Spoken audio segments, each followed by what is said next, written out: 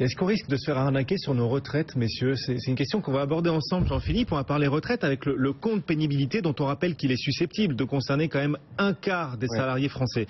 Eh ben, il y a une mauvaise nouvelle puisqu'une circulaire toute récente semble indiquer que les retraites anticipées seront beaucoup moins intéressantes que prévu. Oui, alors je rappelle ce que c'est quand même le compte pénibilité, puisque c'est la grande nouveauté de la dernière réforme des retraites, la réforme Touraine de 2014.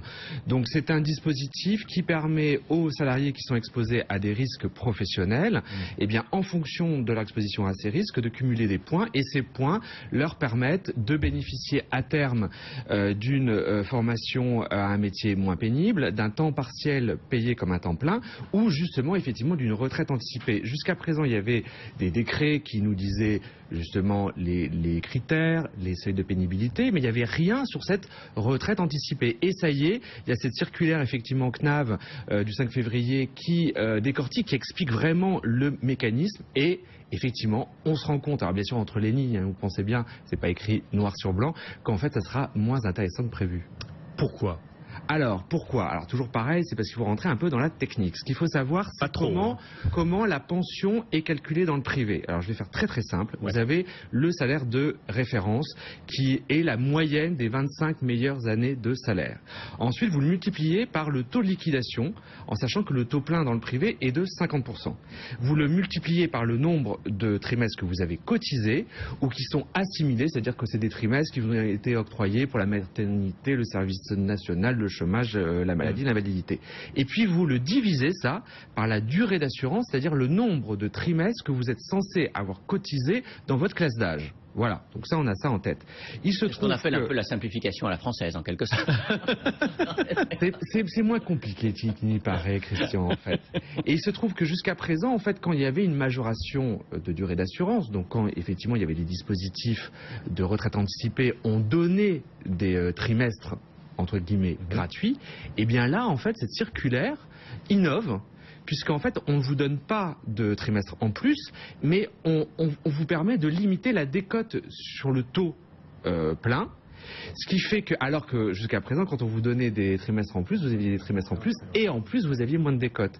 Ce qui fait qu'au final, vous avez beau faire vos calculs, vos multiplications, et vos divisions, le compte n'y est pas. C'est-à-dire que même si la décote est supprimée, vous avez une pension plus faible que quelqu'un qui a tous ses trimestres. Donc les retraites anticipées grâce au compte pénibilité, elles seront anticipées, mais elles seront beaucoup moins intéressantes. Elles seront moins intéressantes, d'autant qu'elles auront également un impact sur les retraites complémentaires, parce que là on parle de la retraite de base.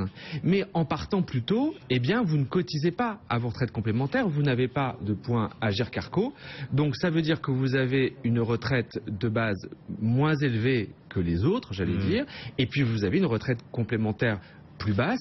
Or, les retraites, c'est quand même pendant 20 ans.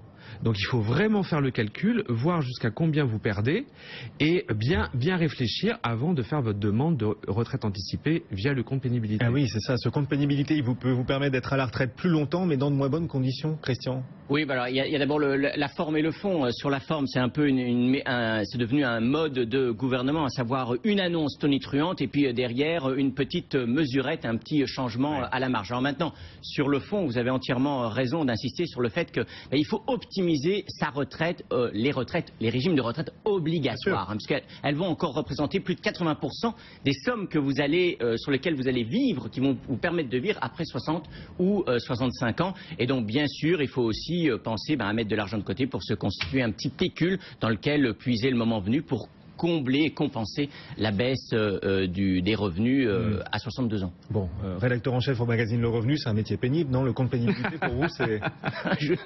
N'exagérons rien, c'est comme chez vous, c'est pareil qu'à BFM Business. Non, mais vous savez que le travail de nuit, et en fait là je rigole pas, mais il y a pas mal de journalistes qui sont éligibles au compte pénibilité, qui travaillent de nuit, etc.